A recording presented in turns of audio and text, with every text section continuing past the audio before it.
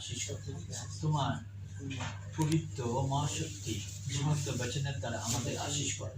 আমাদের 100 গুণে ফলে করে দাও। কোনো অন্ধকার শক্তি যেন চূড়াতে না পারে। তোমার পবিত্র মহাশক্তি প্রভু যিশুর নামে চাই।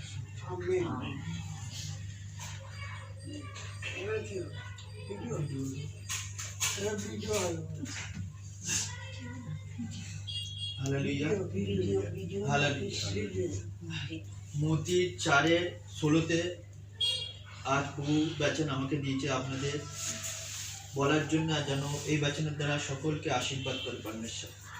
আপনাদের করুক, আমাদের করুক, এই মিনিস্ট্রিকেও করুক, এই পাড়াকেও করুক। বলছে, যে জাতি অন্ধকারে বসিয়া ছিল তাহারা মহা আলো দেখিতে পাইল। তাহারা মৃত্যুর দেশে ছায়াতে বসিয়াছিল, তাহাদের উপরে আলো উদ্দিত হইল। সেই অবধি যীশু প্রচার করিতে আরম্ভ করিলেন, বলিতে লাগলেন, মন ফেরাও, কেননা স্বর্গরাজ্য সন্নিকট হইল। একদা তিনি গ্যালিলীয় সমুদ্র তীরে দিয়া বেড়াইতে বেড়াইতে দেখিলেন,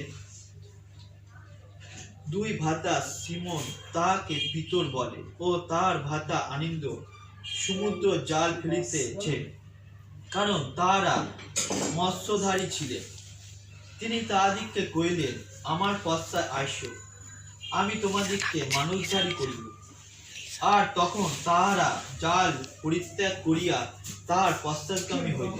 পরে তিনি তথা হইতে অজ্ঞে গিয়া দেখিলেন, আর দুই ভ্রাতা শিবদিয়া পুত্র যাকব ও তাহার ভ্রাতা যোহন আপনাদের পিতা শিবদিয়ের সহিত নৌকায় জাল ছাড়িতেছেন। তিনি তাহাদিগকে ডাকিলেন, আর তখন তাহারা নৌকা ও আপনাদের পিতাকে পরিত্যাগ করিয়া তাহা পশ্চাৎগামী হইল। হালেলুয়া।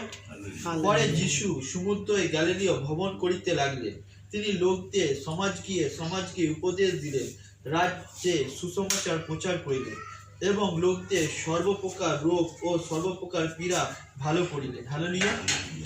আর তাহার জন্য রোগ সমুদ্র সুরিয়া দেশ পাপিয়া এবং নানা প্রকার রোগ ও ব্যাধিতে খ্রিস্ট সমস্ত পীড়িত লোক, ভূতগ্রস্ত ও মৃগী রোগী ও পক্ষাঘাতী লোক সকল তাহার নিকট আনিত হইল, আর তিনি তাহাদিগকে সুস্থ করিলেন। হালেলুয়া।